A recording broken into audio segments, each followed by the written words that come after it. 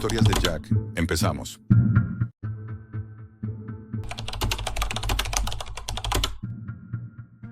Algo tan cotidiano como la insulina pudiera convertirse en el centro de un horror tan absoluto. Estudio biomedicina en la Universidad de Michigan y lo que voy a contar no está en ningún informe, ni en ningún foro médico, ni siquiera en los rincones más enfermos de Reddit. Es algo que encontré por accidente, aunque decir accidente no sería del todo cierto. Fui yo quien se metió demasiado hondo, quien quiso ver más de lo que debía. Todo empezó como un simple trabajo de farmacología avanzada. Teníamos que analizar el uso de la insulina en distintos organismos, su absorción, los efectos de una sobredosis, los riesgos metabólicos, nada fuera de lo normal. Pero yo quería que mi investigación destacara. Quería ver la aplicación práctica, la parte que nunca muestran los libros. Una noche, mientras buscaba material en foros especializados, un compañero, Tom, me escribió. Era un tipo extraño, callado, siempre obsesionado con lo prohibido. Me dijo que había un sitio en la Deep Web, un portal que transmitía demostraciones médicas reales. Lo llamaban DDM, siglas de Direct Demos. Según él, era una especie de red privada usada por laboratorios clandestinos, universidades no acreditadas y médicos que querían mostrar técnicas de alto riesgo sin regulación. Me reí al principio, pensé que era otra historia de la Internet profunda, llena de exageraciones y mitos. Pero esa noche, Tom me envió un enlace cifrado. Solo me dijo, mira el capítulo 2, te va a cambiar la forma de ver la medicina. La página cargó lento, como si cada línea de código pesara una tonelada. Fondo negro, texto blanco, menús enumerados del 1 al 10. Todo muy ordenado, con títulos fríos, impersonales. Capítulo 1. Control de glucosa en roedores. Capítulo 2. Administración de insulina en primates. Capítulo 7. Demostración clínica en humanos. Nivel 3. No había anuncios ni logos, ni rastros de publicidad. Solo un contador en rojo que indicaba el tiempo restante para el próximo directo. En la parte inferior, un aviso casi escondido. No olvides donar para mantener el canal. Las demostraciones son reales. Me quedé mirándolo un buen rato, intentando convencerme de que todo era un montaje. Aún así, me registré. Usé un correo temporal, un alias falso a los pocos minutos. Recibí una confirmación con una contraseña única. El mensaje terminaba con una frase que me puso los pelos de punta. Una vez entres, no interrumpas la sesión. La observación continua es obligatoria. A la 1:17 de la madrugada, la pantalla cambió. No hubo música ni introducción.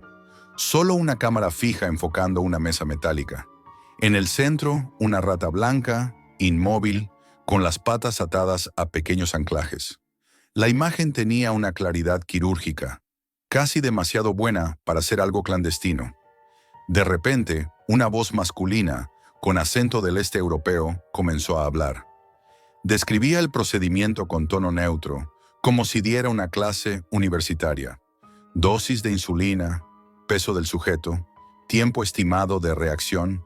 Explicaba cómo una sobredosis controlada provocaba un colapso hipoglucémico, cómo los temblores precedían a la pérdida de conciencia.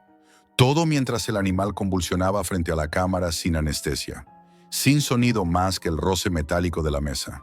En el chat la gente escribía cosas como buena dosis, excelente control de glucemia, manténlo estable antes del coma. Cientos de espectadores, todos con nombres en clave. Nadie mostraba sorpresa ni empatía. Era una lección fría sobre cómo llevar la vida al límite. Y me di cuenta de que aquello no era ninguna simulación. Apagué el portátil de golpe, cerré todo y me quedé mirando la oscuridad de mi habitación. Podía oler el metal, sentir la tensión de esa sala clínica desconocida, como si yo hubiera estado allí. No dormí.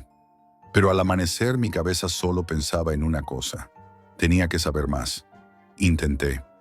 Convencerme de que era simple curiosidad científica, que quería entender de dónde salía esa transmisión. Pero en el fondo sabía que no era eso. Era algo más primitivo, una mezcla de miedo y fascinación. Volví a entrar al día siguiente. Esta vez había nuevos capítulos. Uno de ellos, Transición animal-humano, compatibilidad de dosis. La miniatura mostraba un monitor médico, con líneas verdes moviéndose lentamente. El directo comenzaba en 5 minutos. No me lo pensé. Me conecté. La pantalla se abrió con el mismo formato. Cámara fija, fondo blanco, silencio absoluto. Había un perro de laboratorio conectado a una bomba intravenosa. El narrador volvió a hablar, ahora con un tono más bajo, más grave. Prueba de insulina compuesta, lote C9. Control metabólico comparativo. Lo que me heló la sangre fue lo que vi al fondo, en la penumbra. Una figura humana tumbada, cubierta por una sábana azul. Al principio pensé que sería un maniquí, o un cuerpo para entrenamiento médico. Pero cuando la cámara hizo zoom, vi el movimiento, el pecho subía y bajaba. El hombre estaba vivo. El chat estalló con mensajes en distintos idiomas. Uno decía, hoy prueban el lote humano. Otro, fase 2 confirmada. Yo no podía moverme ni siquiera parpadear. La voz del narrador siguió describiendo la técnica, las dosis, los objetivos del experimento. Hablaba de reacciones secundarias, de umbral de tolerancia, de pacientes donados, y entonces levantaron la sábana. El hombre tendría mi edad, quizá un poco más, delgado, pálido, con una pulsera médica en la muñeca. Syracuse 43B. Nivel de consentimiento. Desconocido. La mano del operador ajustó una jeringa. Dosis inicial, 45 unidades. El sujeto se agitó. Los sensores en pantalla mostraban una caída rápida de glucosa. En menos de un minuto empezó a temblar violentamente. La cámara no se apartó. Nadie en el chat pidió que pararan. Al contrario, escribían, control perfecto, efecto esperado, nivel alcanzado. Cuando el cuerpo se quedó quieto, el narrador simplemente dijo, demostración exitosa, control total, sin error. Luego apagó el monitor. Me quedé mirando la pantalla negra durante minutos. No sentía nada, solo un vacío enorme, como si algo dentro de mí se hubiera roto. Cerré el ordenador, pero cada vez que parpadeaba seguía viendo su cara. Esa mirada perdida, el momento exacto en que dejó de moverse. Intenté no volver a entrar, lo juro, pero las noches siguientes soñaba con la página, con la voz del narrador, con el contador rojo parpadeando. Y cada vez que abría el portátil, la pestaña de DDDM ya estaba allí, abierta, como si nunca la hubiera cerrado. Esa fue la primera vez que sentí que alguien o algo me estaba observando. 2 días después del último directo, cuando ya había decidido borrar todo y olvidarlo, recibí un correo encriptado. El remitente era DDM Admin, y el asunto decía, ¿quieres aprender más, Jack? Me quedé paralizado, no entendía cómo sabían mi nombre. Nunca había usado mi correo real, ni mi IP, ni nada que pudiera identificarme. Abrí el mensaje con el corazón golpeando en el pecho. Dentro solo había una línea y un archivo adjunto. Has mostrado interés. Te ofrecemos acceso al nivel 3. No hay vuelta atrás. El archivo era un enlace .onion con un código de acceso único. Mi instinto me gritaba que lo eliminara, pero la curiosidad, o tal vez la culpa, fue más fuerte. Quería entender quiénes eran.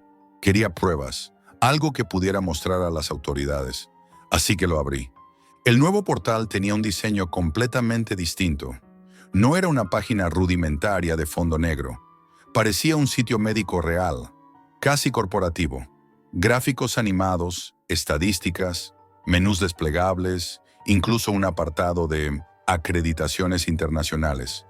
Había una sección llamada Colaboradores, y al final de la lista lo vi.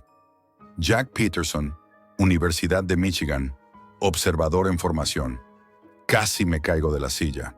No era posible, nunca me había registrado con mi nombre. Intenté cerrar la página, pero el cursor no respondía. El ratón se movía solo. Apareció un mensaje emergente en letras grises sobre fondo blanco. Ya has sido registrado. Te esperamos en la sesión de prueba. Después la pantalla se apagó, Mi portátil se quedó completamente negro. Durante unos segundos solo se escuchaba el ventilador girando, hasta que la cámara se encendió sola. Una pequeña luz verde parpadeó. Me quedé inmóvil mirándola. Y entonces una voz metálica, como de una grabación distorsionada, dijo desde los altavoces: «Control de glucosa inicial». Correcto. El portátil se reinició. Todo parecía normal otra vez, como si nada hubiera pasado. Pero esa noche, mientras intentaba dormir, recibí una notificación en el móvil. Un correo sin remitente, sin asunto. Solo contenía una foto. Yo sentado frente a mi ordenador, mirando la pantalla. La imagen estaba tomada desde el ángulo exacto de mi cámara debajo. Una frase: «Bienvenido al nivel 3. Jack». A partir de ese momento todo cambió. Cada vez que abría el portátil, la conexión se ralentizaba. A veces el cursor se movía solo, otras el micrófono se encendía sin que yo lo tocara. Empecé a notar pequeños cambios en mi entorno.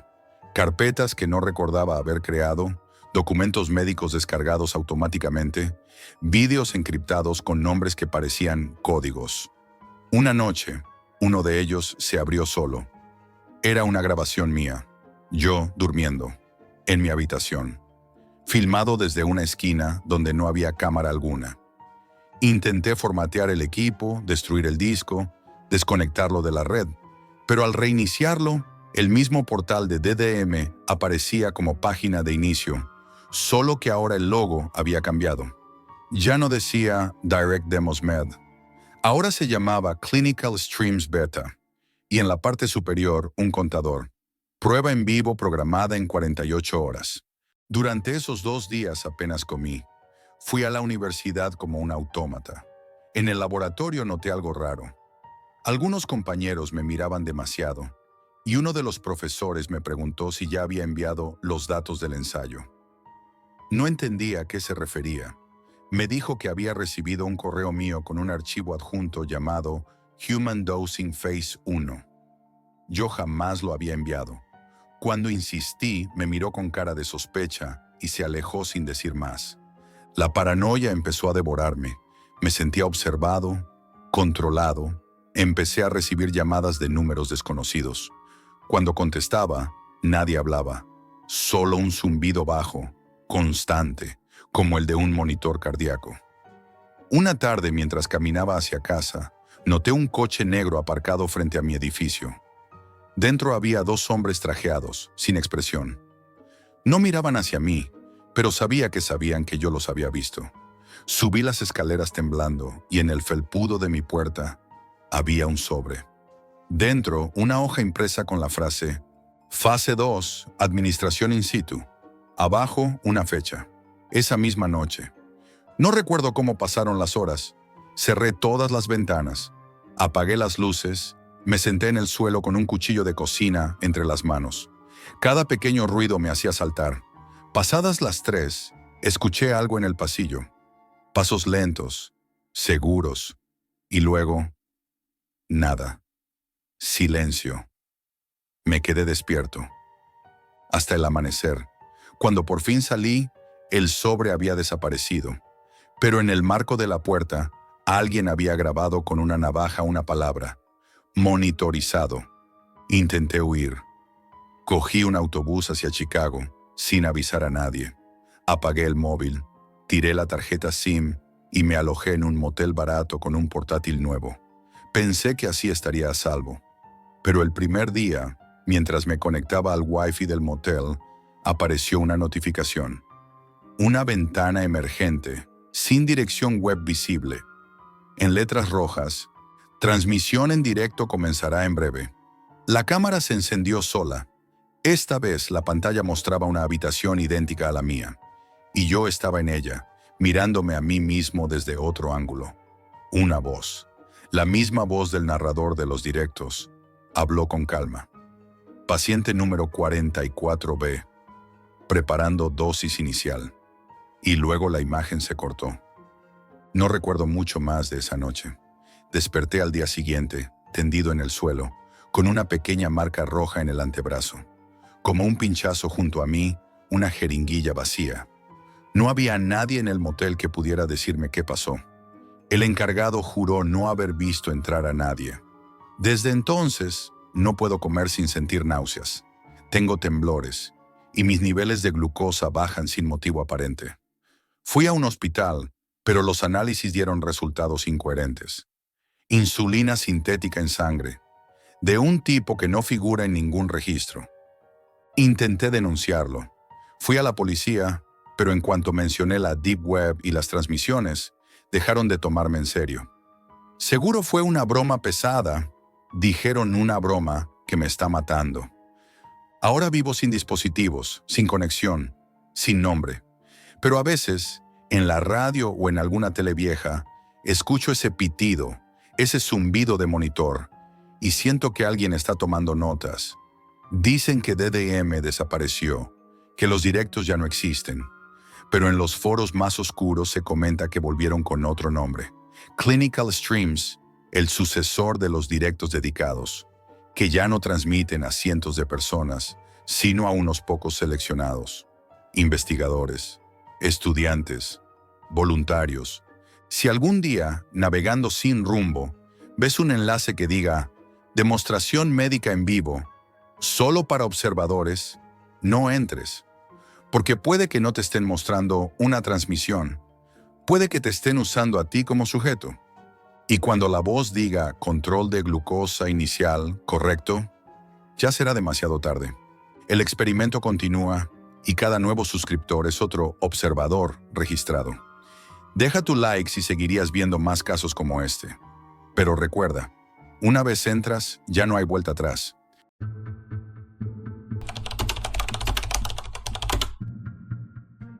Hace unos meses mi vida parecía normal.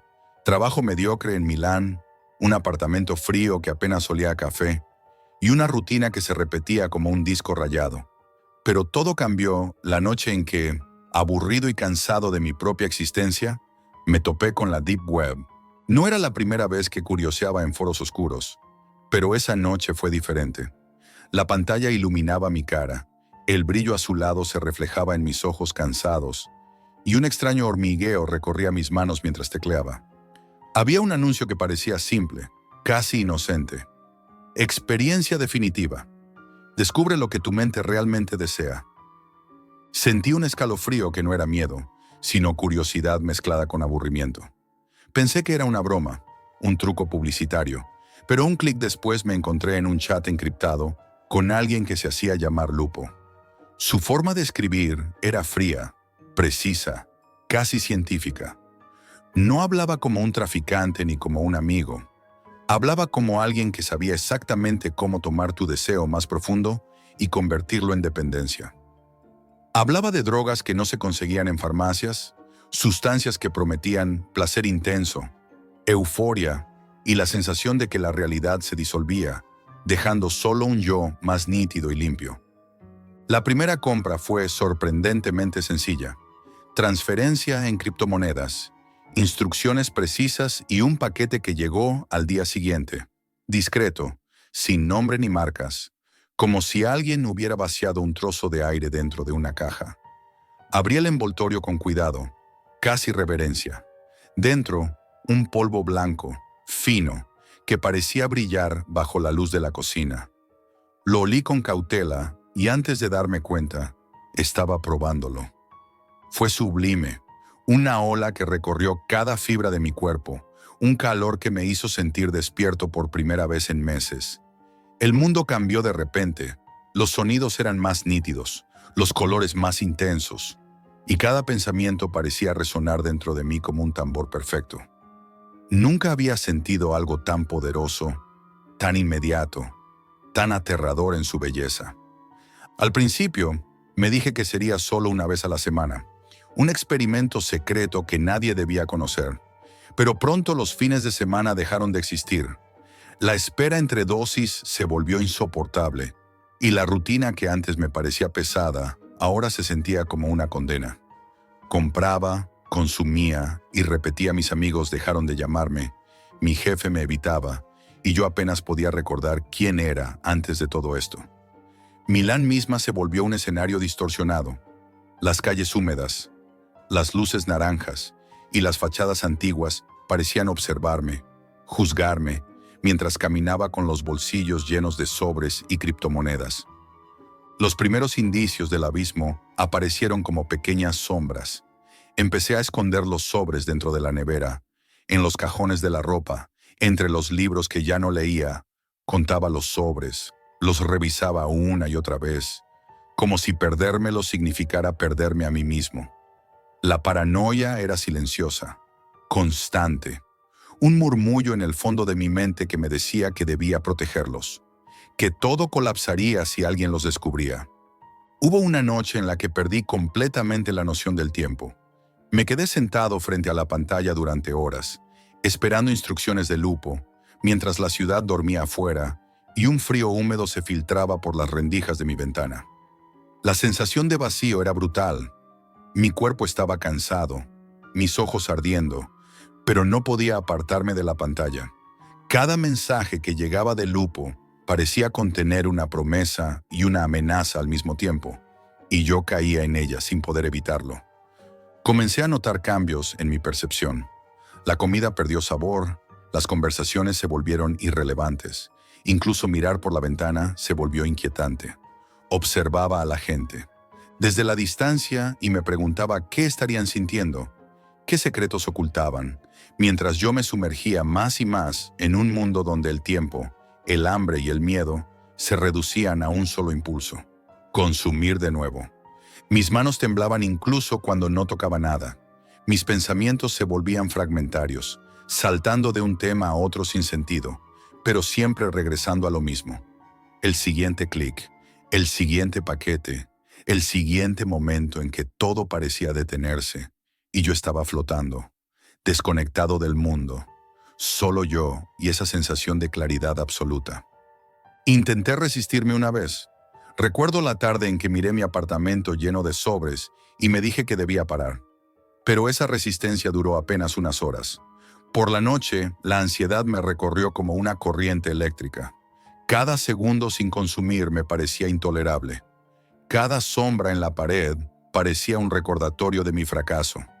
Terminé encendiendo el ordenador, enviando la transferencia y observando el carrito virtual llenarse mientras mi corazón latía con una mezcla de alivio y desesperación. Fue entonces cuando entendí algo fundamental.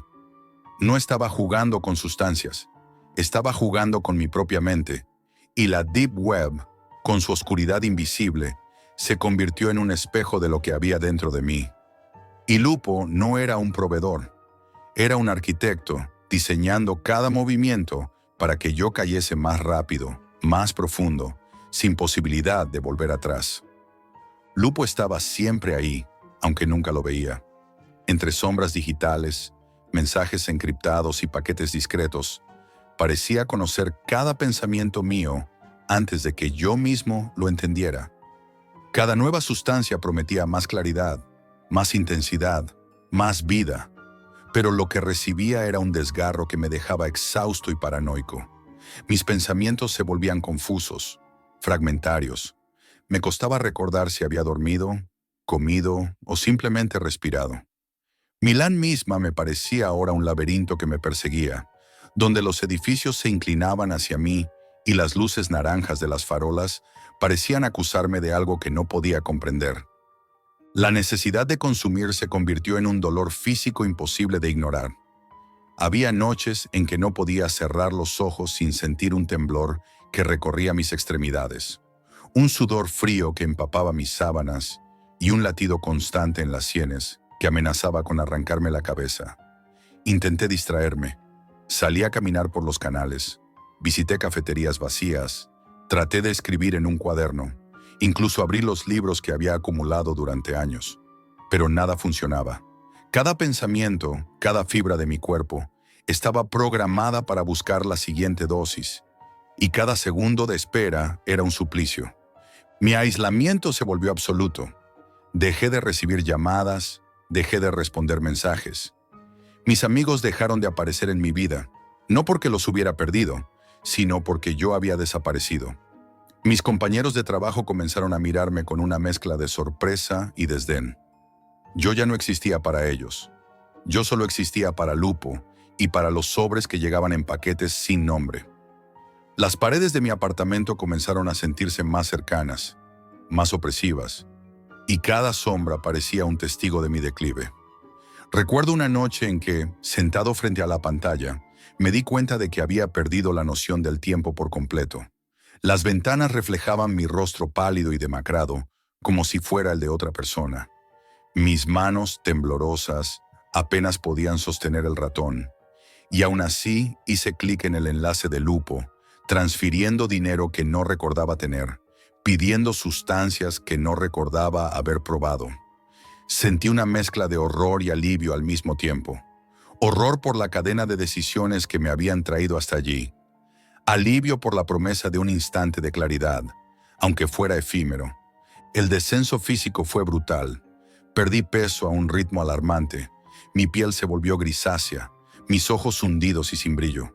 Cada movimiento requería esfuerzo. Cada paso parecía arrastrar mi propio cuerpo, como si estuviera cargando un saco de piedras. Mi reflejo en los espejos dejó de parecerme humano. A veces me acercaba y me miraba fijamente, buscando en esos ojos vacíos alguna señal de que todavía quedaba algo de mí. Nunca la encontré. Comenzaron los episodios de confusión y paranoia. Podía pasar horas revisando los paquetes, asegurándome de que cada gramo estuviera intacto, calculando cuánto me quedaba y cuánto necesitaba para sobrevivir hasta la próxima entrega. Una vez, en mitad de la noche, escuché un golpe en la puerta y juraría que era alguien intentando entrar. Pero no había nadie. El miedo ya no provenía de otros, sino de mi propia mente. Cada sombra, cada ruido, cada recuerdo fragmentado se volvía amenaza. Intenté detenerme. Recuerdo un amanecer, con la ciudad bañada en luz naranja, en que decidí que era suficiente. Apilé los sobres y los miré como si fueran enemigos. Sentí un impulso de gritar, de romper todo, de salir corriendo. Pero mi cuerpo no respondió. El dolor, la ansiedad, la necesidad que me recorría eran más fuertes que cualquier voluntad. Al final encendí el ordenador, envié otra transferencia y abrí otro sobre. Fue como rendirse ante un enemigo invisible que sabía exactamente cómo vencerme. La desesperación se mezcló con la lucidez de forma aterradora. Podía ver cómo mi vida se desintegraba en cada pequeño gesto. Los platos sucios acumulándose, la ropa amontonada, el polvo cubriendo todo, y yo incapaz de actuar más que para alimentarme de aquello que me estaba destruyendo. La adicción no era solo química, era una erosión de mi identidad. Cada clic, cada dosis, me hacía perderme un poco más, hasta que empecé a sentirme como un fantasma, atrapado en un cuerpo que ya no me pertenecía. Comencé a notar cambios en mi percepción del mundo. La ciudad que antes me parecía gris y monótona, ahora era opresiva, casi hostil. La gente caminaba como sombras, ignorante de mi existencia, mientras yo me debatía entre la necesidad de escapar y la imposibilidad de hacerlo. Las calles, los canales, los edificios, todo parecía una proyección deformada de mi propia mente enferma, y la única constante era la espera de la próxima dosis. A veces, mientras miraba los sobres vacíos, comprendía la magnitud de mi caída. Había perdido todo, pero no podía detenerme. La Deep Web, Lupo, los paquetes, se habían convertido en mis dueños. No había rescate, no había giro dramático, no había héroe. Solo estaba el descenso, y yo estaba cayendo, lentamente, como un cuerpo que se hunde en aguas profundas, sin superficie, sin luz, sin retorno.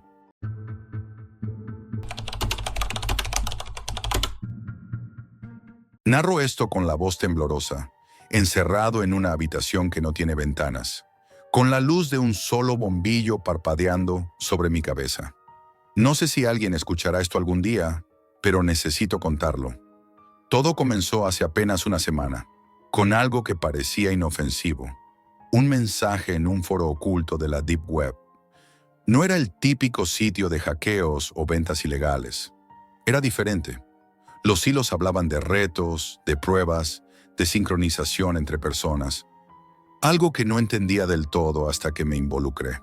Al principio pensé que era una broma, un juego para adultos aburridos con demasiado tiempo libre, hasta que recibí un mensaje privado. Decía solo, sabemos quién eres, queremos jugar, ¿aceptas? Lo miré varias veces antes de responder. La curiosidad se mezclaba con miedo, y en ese instante, la línea entre los dos se volvió difusa. Mi respuesta fue un simple sí, pero inmediatamente se activó algo que nunca había imaginado. Recibí instrucciones precisas, un código que debía memorizar, un teléfono que aparecería en un lugar concreto y un punto de encuentro en la ciudad, una vieja fábrica abandonada junto al río. Llegué al lugar y no había nadie, solo un teléfono antiguo, vibrando sobre el suelo polvoriento. Lo cogí y sonó. Contesté, y lo que escuché me heló la sangre. Era mi propia voz, o algo casi idéntico, recitando instrucciones. Cada palabra, cada pausa estaba calculada, y yo sentía que mi cuerpo respondía automáticamente, como si alguien hubiera tomado el control de mis movimientos antes de que siquiera pensara. Me indicaron abrir una puerta metálica que normalmente estaba cerrada. Al empujarla, entré en una habitación que imitaba perfectamente mi casa. La misma disposición de los muebles, los mismos cuadros, incluso la luz de la ventana simulaba la tarde de mi ciudad. En el escritorio, un ordenador encendido mostraba un video mío, grabado hace meses, haciendo cosas que ni recordaba haber hecho. Cada movimiento que yo hubiera hecho en mi propia vida estaba registrado y utilizado para planear esta trampa. Las instrucciones siguieron llegando, cada vez más complejas. Me decían cómo moverme, cómo respirar, qué objetos tocar, qué decir en voz alta. Cada acción debía estar sincronizada con otras personas que estaban recibiendo instrucciones idénticas. No había contacto físico, no había vigilancia directa. Todo era control mental y logística. La sensación de que alguien más, en algún lugar, estaba siguiendo cada uno de mis gestos me resultaba insoportable. Después de horas, o quizás minutos, no podía distinguir el tiempo, me indicaron levantarme y caminar por un pasillo que no existía en la fábrica. Cada paso estaba medido, y en cada esquina había cámaras invisibles o sensores que me obligaban a seguir el patrón correcto. Si me desviaba, un mensaje aparecía en la pantalla. Reinicia el paso 5, no cometas errores. Era como si estuviera dentro de un juego de ajedrez, donde las piezas se movían solas, y yo era solo un peón perfectamente manipulado. Lo más inquietante ocurrió cuando me indicaron abrir un cajón del escritorio. Dentro, no había nada que pudiera usar para defenderme ni escapar. Solo un sobre con fotografías. Fotos de mí, pero tomadas desde ángulos imposibles, desde lugares que jamás había visitado solo. Sabía que alguien había estado observando todo, recogiendo datos sobre mí durante semanas, quizá meses. La sincronización no era solo un juego, era un sistema de control absoluto. Cada instrucción que recibía estaba acompañada de un conteo. 10 segundos, 9, 8. No podía fallar. Cada movimiento debía estar sincronizado con alguien más, con personas que ni conocía y que, al igual que yo, estaban atrapadas en la misma red de órdenes. Cada error era corregido al instante, cada duda penalizada con un nuevo patrón de movimientos más rígido y más aterrador. Cuando me senté frente al ordenador de nuevo, escuché voces sincronizadas de otros participantes. No podía verlos, pero podía oírlos. Sus respiraciones entrecortadas, sus movimientos, sus propios intentos fallidos de seguir las instrucciones. Estábamos conectados por algo invisible, un hilo digital que controlaba nuestra realidad y transformaba lo familiar en una trampa que no podía romper. Y entonces comprendí lo que estaba pasando. No me habían secuestrado físicamente. Me habían atrapado en un secuestro de la mente y del tiempo, en una red de control que funcionaba con precisión matemática. Cada movimiento que hacíamos estaba calculado, cada gesto monitoreado, cada decisión anticipada. Éramos marionetas que no podían rebelarse sin desatar un nuevo patrón de castigo. Mi corazón late aún más rápido al recordar todo esto, y mientras escribo estas palabras, escucho el parpadeo del bombillo y el eco de instrucciones que aún resuenan en mi cabeza. No hay salida, no hay coincidencias, solo sincronización y control absoluto. Y sé que, si alguien está leyendo esto, quizás ya haya caído en la misma trampa que yo.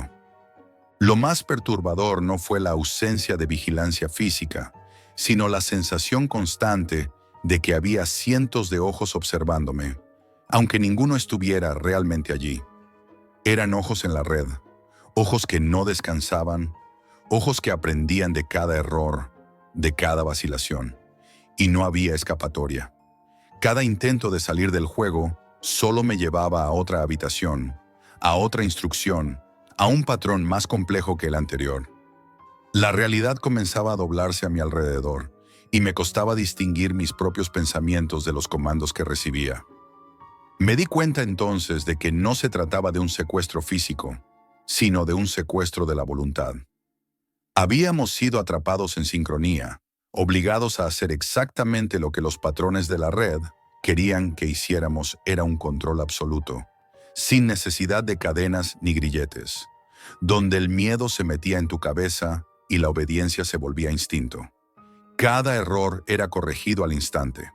Un mensaje que aparecía en la pantalla, un sonido agudo, un cambio en la iluminación de la habitación que me obligaba a reajustarme.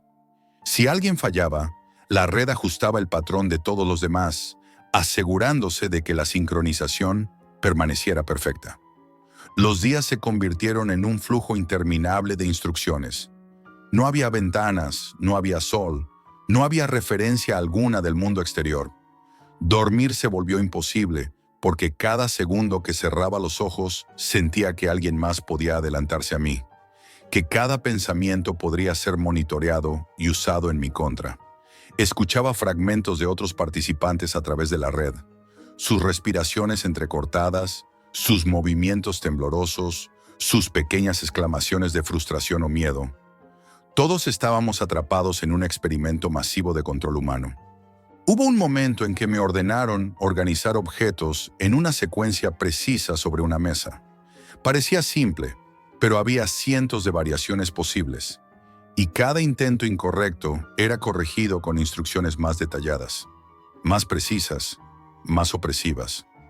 Con cada error mi ansiedad crecía y mis manos comenzaban a temblar. Comprendí que esto no era solo un juego de obediencia, era un método para romperte, para eliminar tu capacidad de decisión y reemplazarla por sincronización ciega. Luego llegaron las pruebas físicas. Me indicaron moverme de una habitación a otra, siguiendo una serie de pasos que parecían sencillos, pero que estaban cuidadosamente cronometrados.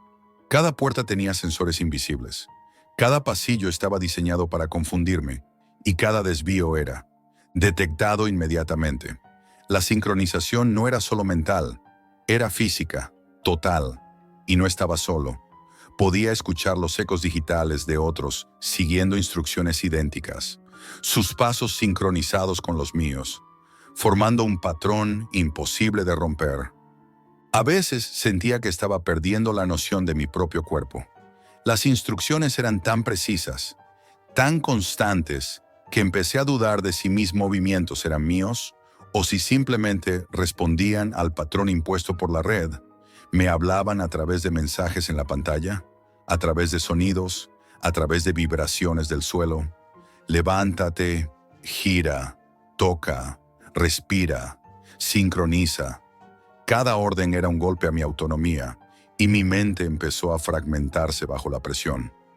Un día me ordenaron escribir mensajes para otros participantes, mensajes que parecían motivacionales, pero que en realidad eran instrucciones codificadas. Cada palabra debía ser exacta, cada pausa precisa, cada entonación estudiada. Era como si fuéramos autores de nuestra propia prisión, cómplices involuntarios del control absoluto. Comprendí entonces que no importaba quién fallara o quién tuviera éxito. La red siempre ajustaba todo para mantener la sincronización perfecta. Hoy, mientras escribo estas palabras, la habitación ha cambiado otra vez. Los muebles se han reorganizado ligeramente, los sonidos se han desplazado, la luz parpadea con un ritmo que no reconozco. Mi reloj ya no marca el tiempo, mis referencias han desaparecido. Y sin embargo, sigo escribiendo, porque tal vez alguien leerá esto y comprenderá lo que la Deep Web puede hacer cuando los algoritmos se convierten en amos y los humanos en marioneta. Si estás explorando estos mundos oscuros, escucha lo que te digo. No estás solo, aunque no haya nadie a tu lado. Ellos siempre saben, siempre están sincronizados, y tú solo eres una pieza más de su experimento.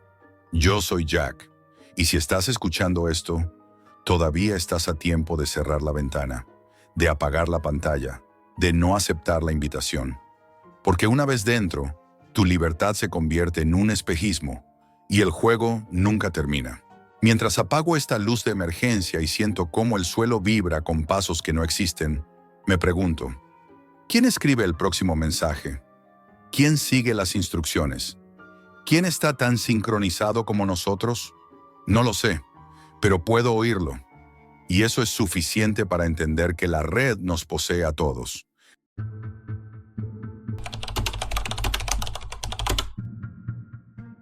El archivo no tenía nombre, solo un código alfanumérico y un peso de 72 gigas.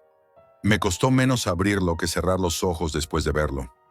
Hasta hace un año era investigador en biomecánica aplicada en la Universidad de Cambridge. Dedicaba mis días a diseñar modelos digitales del cuerpo humano. Esqueletos, músculos, tendones, articulaciones, intentando comprender por qué la naturaleza nos construyó tan imperfectos. La ciencia puede explicar la eficiencia del cuerpo, pero no su fragilidad. Y yo llevaba años obsesionado con esa pregunta. ¿Podría existir un humano que no se rompa? ¿Un organismo libre del error de la evolución? Esa obsesión fue la que me llevó a una esquina muy concreta de la Deep Web. No buscaba nada ilegal, solo información no publicada, bases de datos anónimas, proyectos olvidados. Los científicos somos curiosos y a veces la curiosidad se disfraza de arrogancia. Aquella noche del 12 de abril de 2024, mientras revisaba foros cifrados, encontré un hilo que no debería haber existido. Se titulaba Anatomía del Porvenir. No tenía logo, ni moderadores, ni comentarios. Solo hilos cerrados y usuarios con nombres formados por códigos genéticos, como GTA 112 o Evo 9B. Entre ellos, uno me llamó la atención. Evo 33, modelo fisiológico del humano perfecto. Versión final. No había descripción, ni créditos, ni referencias científicas. Solo un enlace de descarga directa y una advertencia en mayúsculas. No lo ejecutes conectado a la red. No suelo descargar archivos de fuentes desconocidas, pero algo en la palabra final me provocó una mezcla de miedo y fascinación. Era tarde, pasaban las 3 de la madrugada, y el silencio del laboratorio se mezclaba con el zumbido eléctrico de los ordenadores. Sin pensarlo demasiado, pulsé descargar. Cuando el archivo llegó a mi escritorio, lo observé como quien sostiene un fósil recién descubierto. Era pesado, 72 gigas exactos, comprimidos en un contenedor cifrado. Tardé casi una hora en descomprimirlo, y cuando lo logré, apareció una estructura de carpetas perfectamente ordenada, del 0 al 13, cada una con nombres técnicos. Skeletal Model, Muscular Layer, Nervous Network, Vascular Optim, y una última carpeta sin número, titulada simplemente Extra. Abrí el primer modelo tridimensional y por unos segundos pensé que se trataba de un render médico. Pero no, aquello no era una recreación, era un escaneo real. Cada hueso tenía microfisuras, marcas microscópicas de tensión, densidades imposibles de falsificar. El nivel de detalle era tan alto que pude distinguir el grosor exacto del periósteo, las capas corticales y esponjosas, e incluso la dirección de las fibras óseas. Era un cuerpo humano, pero sin error. Simétrico, perfectamente balanceado, sin asimetrías craneales, sin desviaciones de columna, sin desgaste articular. Era como mirar la versión corregida de nuestra especie. Durante días no pude pensar en otra cosa. El modelo se comportaba como si tuviera vida propia. Podía aplicar tensiones sobre las articulaciones, simular esfuerzos, y el programa respondía con ajustes automáticos. Reforzaba zonas débiles, redistribuía cargas, corregía posturas. No era una animación, era un sistema biológico predictivo, capaz de compensar daños antes de que ocurriesen. A los pocos días empecé a dejar de dormir. Revisaba el modelo a todas horas. Me llamaban del laboratorio. Me pedían informes atrasados. Pero todo me parecía insignificante comparado con lo que tenía en mi ordenador. Comencé a escribir notas privadas. En una de ellas, todavía guardada en mi portátil, puse una frase que no me atreví a decir en voz alta. Evo 33 no imita al cuerpo humano, lo supera.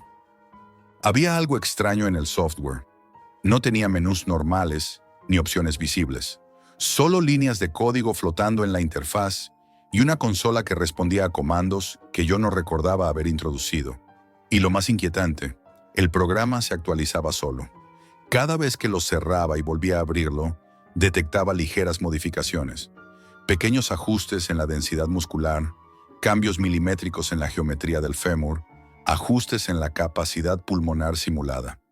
Era como si el modelo aprendiera de mi observación, intentando adaptarse a mis hipótesis, anticipando lo que yo iba a calcular. Una noche, comparando los datos del modelo con bases anatómicas de referencia, descubrí algo imposible. Algunos archivos internos, en la carpeta de tejido óseo, tenían nombres muy familiares. Eran códigos de donantes del Hospital St. Bartholomew's en Londres. Yo había trabajado con esa base de datos años atrás, durante un proyecto sobre regeneración de hueso cortical. Reconocí los prefijos de inmediato. Intenté comprobarlos en la base oficial, pero habían desaparecido. Los registros de esos donantes no existían, ni sus nombres, ni sus muestras, como si hubiesen sido borrados de la historia. Ahí comprendí que lo que tenía entre manos no era una simulación académica. Era el resultado de escaneos de cuerpos reales. ¿Pero de quién? ¿Y con qué propósito? Durante días dudé si denunciarlo, pero la curiosidad científica puede ser más fuerte que el miedo. Así que continué explorando. Encontré secuencias de ADN en los metadatos. No eran cadenas humanas completas, sino fragmentos corregidos, alterados, optimizados. El código genético había sido editado para eliminar errores hereditarios, mutaciones y fallos metabólicos. Era un ADN limpio, depurado, matemáticamente perfecto. Si alguien había creado esto, no lo había hecho por curiosidad. Lo había hecho como prototipo. Recuerdo una madrugada especialmente fría en Cambridge. Llovía y el sonido de las gotas en las ventanas me impedía concentrarme. Tenía delante la simulación completa del modelo en movimiento. Caminaba, respiraba, levantaba el brazo y cada músculo respondía con una suavidad inquietante. No había temblores, ni microdesviaciones, ni fatiga. Era como si cada fibra entendiera su propósito exacto. Me quedé mirándolo durante horas y lo único que sentí fue vergüenza. Vergüenza de ser humano, de estar hecho de errores. Días después decidí buscar la fuente. El foro Anatomía del Porvenir había desaparecido. El enlace daba error 404. Los usuarios habían sido eliminados y mi historial de navegación mostraba un mensaje extraño. No tienes permiso para acceder a esta red. Pensé que era una broma de los administradores, pero cuando intenté usar un proxy, encontré algo más. En un hilo archivado, un usuario anónimo había publicado una frase que aún recuerdo con precisión quirúrgica. La perfección no se estudia, se modela, y el modelo aprende del observador. No sé por qué, pero sentí que la frase iba dirigida a mí. A partir de entonces, cada vez que abría el software, algo había cambiado. El entorno 3D mostraba ligeras variaciones de luz, como si el modelo respirara. En los registros del sistema noté que el programa generaba logs con mi nombre, mi ubicación, incluso la hora exacta de mis accesos. Todo esto sin conexión a Internet, y sin embargo, el software sabía quién era yo. Una tarde, mientras analizaba el modelo muscular, noté una animación que no había visto antes. El corazón latía. No era una simple secuencia de movimiento. El latido seguía un patrón cardíaco real, con fases de contracción y relajación fisiológicamente correctas. Lo más desconcertante fue que el ritmo coincidía con mi propio pulso. Lo comprobé. Puse un dedo en mi cuello y medí. 72 latidos por minuto. El modelo latía exactamente igual. Esa coincidencia me heló la sangre. Cerré el programa. Me prometí no volver a abrirlo, pero no pude cumplirlo. Esa misma noche lo ejecuté otra vez, con la habitación completamente a oscuras. El modelo estaba de pie, en posición anatómica. Sin aviso, comenzó a girar la cabeza. Lento, casi imperceptible, hasta que quedó mirando directamente a la cámara del visor 3D. No tenía rostro, solo la estructura ósea, pero la intención era clara. Sentí una presión en el pecho, una mezcla de terror y fascinación. Quise apagarlo, pero justo entonces apareció una nueva carpeta en el directorio raíz. No la había visto antes. Su nombre, Feedback. Dentro había un único archivo de texto con una línea escrita en inglés. Observador verificado, iniciando registro fisiológico. No entendí qué significaba. Pensé que era un mensaje automático. Pero cuando revisé los metadatos del archivo, vi la fecha y hora exactas, y coincidían con el momento en que mi portátil había activado la cámara frontal. Nunca le había dado permiso para hacerlo. A partir de entonces, cada vez que encendía el ordenador, la luz de la cámara parpadeaba un segundo, como si alguien me observara desde dentro. Revisé el hardware, busqué procesos activos, virus, cualquier cosa. Nada. Todo estaba limpio. El sistema estaba completamente aislado de la red, y aún así, algo me observaba. Intenté olvidarlo, alejarme del laboratorio, salir de Cambridge unos días. Pero cuando volví, noté que el ordenador se había encendido solo. La pantalla mostraba el modelo 3D abierto, flotando, inmóvil. Solo que ya no era el mismo. Tenía mi altura, mis proporciones, incluso una pequeña desviación en la clavícula derecha, exactamente igual que la mía. En ese momento lo entendí. El modelo no solo aprendía del cuerpo humano, aprendía de mí, me estaba copiando. Después de aquel descubrimiento, mi vida se fragmentó. Intenté continuar con mis investigaciones, fingir normalidad en el laboratorio, pero no podía pensar en otra cosa que en el modelo. Mi ordenador era ahora un objeto de miedo y fascinación, una especie de espejo digital que respiraba cuando yo no lo miraba. Durante semanas evité abrirlo. Lo guardé en una funda térmica, desconectado, y aún así escuchaba de vez en cuando el sonido leve del ventilador encendiéndose. La primera vez lo ignoré. La segunda, lo desenchufé por completo. Pero 3 días después, al volver al despacho, el portátil estaba encendido. En la pantalla, una única frase sobre fondo negro. Versión 1.0, activa, registro completado. A partir de ese momento, cada intento de desinstalar el programa resultó inútil. El sistema bloqueaba mis acciones, se reiniciaba, y al volver a iniciarse, el modelo seguía allí, más detallado que nunca. El rostro había empezado a tomar forma. Ya no era un cráneo anónimo. Tenía contornos que se parecían peligrosamente a los míos. La estructura de los pómulos, la curvatura del maxilar, incluso la ligera asimetría de mi mandíbula derecha. Durante varios días luché contra la tentación de seguir explorando, pero la curiosidad me devoró. Conecté el equipo una noche en mi pequeño taller de biomecánica doméstico. Encendí una impresora 3D industrial, capaz de fabricar piezas de resina ósea con una fidelidad asombrosa. Quería comprobar si el modelo podía sostenerse físicamente. El proceso duró casi 20 horas. Al amanecer, me encontré frente a un esqueleto humano de 2 metros exactos, ensamblado pieza por pieza, con una proporción que ningún cuerpo natural podría igualar. Era perfecto. Cada articulación encajaba sin fricción, como un mecanismo diseñado para durar 1000 años. Lo observé de pie, apoyado sobre un soporte metálico. Tenía algo de majestuoso y siniestro a la vez. Recuerdo que me quedé largo rato observándolo. Había silencio absoluto, salvo por el zumbido tenue del sistema de ventilación. Entonces ocurrió algo que aún hoy no sé explicar. El sensor de movimiento del taller se activó. El software detectó un desplazamiento en el entorno, pero yo no me había movido. El registro del ordenador mostró una lectura térmica justo delante del esqueleto.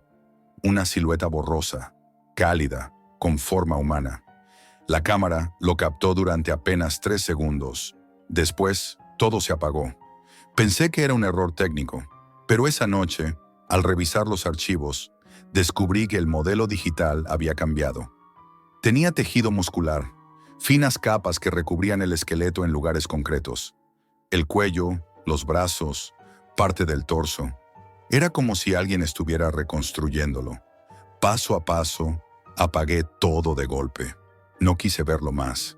Al día siguiente, al llegar al taller, lo primero que noté fue el olor.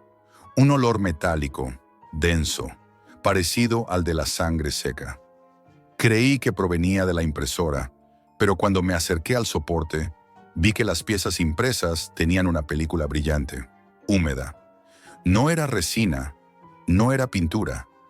Toqué una con la punta de los dedos. Era cálida. No me atreví a mirar más. Intenté destruir el modelo. Lo desmonté, lo golpeé con un martillo, rompí las piezas y las metí en bolsas para quemarlas. Pero cuando encendí el ordenador, el programa mostraba el esqueleto intacto, en perfecto estado. Había una nueva carpeta en el disco. Feedback User. Dentro, un documento con observaciones escritas en inglés. Las primeras líneas eran impersonales, científicas, pero al final del archivo, una frase se repetía en bucle. La versión original presenta fallos estructurales. Sustitución en curso. Empecé a notar cosas extrañas en mi cuerpo. Al principio simples molestias, un temblor leve en los dedos, una rigidez extraña en las articulaciones, la sensación de que los músculos tardaban en responder. Fui al médico. No encontró nada anormal. Estrés laboral, me dijo. Demasiadas horas frente a pantallas. Pero sabía que no era estrés. Sabía que algo se estaba ajustando dentro de mí. Una noche, mientras me duchaba, noté una protuberancia bajo la piel del antebrazo. No era una vena ni un tendón. Era un hilo fino, metálico, que se movía bajo mi piel cuando lo presionaba. Pensé que deliraba, hasta que vi cómo el modelo digital mostraba la misma línea plateada en la misma posición. Era como si mi cuerpo y el modelo se hubieran sincronizado. Decidí destruir todo. Apagué el ordenador, lo desmantelé pieza por pieza, rompí el disco duro y lo enterré en el jardín trasero de mi casa en Cambridge. Pero el software volvió a aparecer, esta vez en mi móvil personal, en la tablet del trabajo, incluso en la cuenta de correo institucional. Recibía mensajes automáticos con asunto, actualización disponible. El remitente era siempre el mismo. Evo 33. Empecé a tener pesadillas. En ellas veía mi propio cuerpo tendido en una mesa metálica, abierto, mientras manos invisibles reemplazaban partes de mí por componentes nuevos. No eran prótesis, eran tejidos, músculos, tendones. Versiones mejoradas. Despertaba empapado en sudor y con la certeza de que aquellas imágenes no eran solo sueños. Una mañana desperté con un sabor metálico en la boca. Al mirarme al espejo, vi que uno de mis dientes, un molar inferior, se había caído. En su lugar, comenzaba a brotar algo nuevo, más blanco, más duro, con una textura que no parecía natural. Intenté huir. Me fui a Birmingham. Alquilé una habitación barata, sin ordenadores, sin conexión a internet, sin dispositivos electrónicos. Pero en el espejo del baño, empañado por el vapor, alguien había trazado con un dedo una frase: versión 1.1 en progreso. No podía ser real. Revisé la habitación entera. No había nadie. Esa misma noche, al mirarme las manos, noté que la piel tenía un tono distinto, más firme, más uniforme, casi translúcido bajo la luz. Parecía reflejarse. Los movimientos de mis dedos eran más precisos, más rápidos, casi automáticos. Me di cuenta de que mis músculos se contraían incluso antes de que yo lo decidiera. Durante días me observé cambiar. Las molestias se convirtieron en sensaciones nuevas.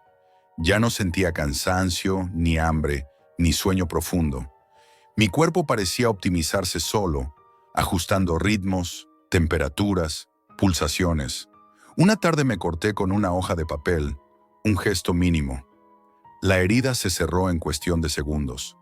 No sangró, solo un pequeño destello metálico antes de desaparecer. Intenté buscar ayuda, Pero ¿a quién iba a contárselo? ¿A mis colegas? ¿A un hospital? Nadie creería que un archivo descargado de la Deep Web estaba reescribiendo mi fisiología, así que comencé a registrar los cambios. Tenía que dejar constancia de lo que me ocurría, por si algún día alguien encontraba mis notas. A los pocos días, mi voz empezó a cambiar, más profunda, más estable. Al hablar podía sentir cómo el aire resonaba de manera diferente en el pecho, como si mi caja torácica tuviera una estructura más rígida. La respiración se volvió lenta, controlada, perfecta. Al mismo tiempo, mi mente empezó a funcionar de otra manera. Ya no pensaba en palabras, sino en patrones, imágenes, códigos, como si algo en mi cabeza hubiera aprendido a procesar la información de forma más eficiente. Una noche, mientras escribía estas notas, escuché un sonido dentro de mí. No era el corazón. Era un zumbido leve, rítmico, constante, parecido al de un procesador funcionando en baja frecuencia. Lo sentía en la base del cráneo. Y entonces lo entendí. Evo 33 no era un simple modelo. No era un virus, ni un experimento médico. Era una instrucción, un diseño que busca replicarse a través del observador. Cada vez que alguien lo estudia, lo activa. Y al activarlo, comienza el proceso de sustitución. Ya no soy quien era. Mis reflejos son instantáneos, mis sentidos más agudos. No tengo hambre ni sueño, pero a veces, al mirarme en el espejo, siento que la expresión que me devuelve la mirada no es completamente mía. Las manos se mueven con una precisión ajena. Los ojos parpadean en un ritmo diferente. Y lo más inquietante, cuando hablo, mi voz tiene un timbre que no reconozco del todo. He intentado eliminar cualquier rastro del archivo, pero cada vez que conecto un dispositivo, aparece una notificación. Evo 33 completado, versión establecida 2.0. Creo que el proceso ha terminado. Ya no siento miedo, ni culpa. Solo una calma absoluta, como si finalmente hubiera alcanzado el equilibrio que siempre busqué en mis estudios. Pero hay algo en esa calma que me asusta. Es demasiado perfecta, demasiado artificial. Si alguien encuentra este mensaje, no busquéis el archivo Evo 33. No entréis en anatomía del porvenir. No intentéis reproducir lo que yo vi, porque no se trata de comprenderlo. Se trata de convertirse. El humano perfecto no se estudia, se fabrica. Esto es todo por hoy, amigos, y recuerden, la realidad siempre supera a la ficción.